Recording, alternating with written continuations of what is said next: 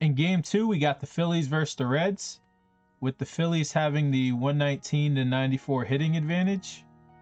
And when it comes to pitching, the Phillies will be starting Noah Syndergaard, who I have projected at a 4.45 ERA. And on the season, he's just at about a 4.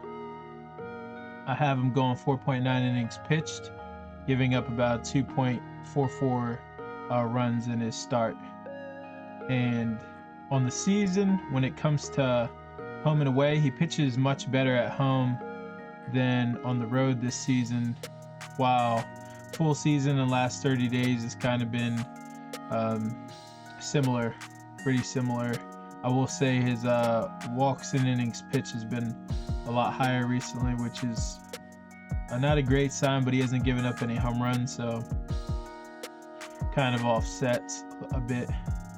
Now, when it comes to the Reds, Mike Minor, I have him projected for a 7.52 ERA, going about 4.9 innings pitched, giving up 4 runs in his start. So just a little worse than his actual ERA for the season. And in terms of his splits, he's a bit better at home. Gives up a lot of home runs though, which isn't never good, and a really high whip at 1.75.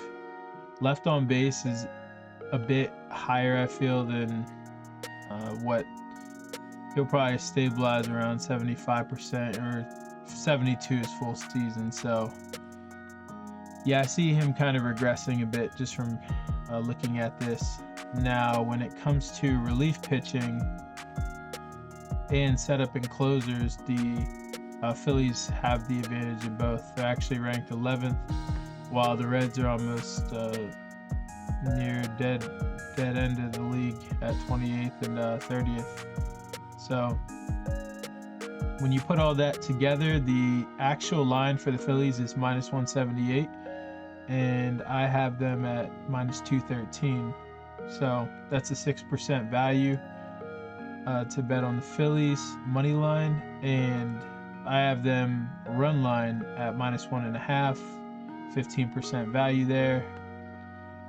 Over under, I'm not actually going to play this one. My over unders have been a bit off recently, and I think at the Reds it overvalues the park factor a bit. I have to rework that specifically, but I do have 11.92 runs projected.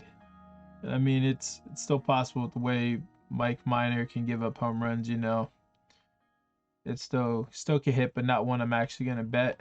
Now, when it comes to first 5, I got the Phillies at 9% value.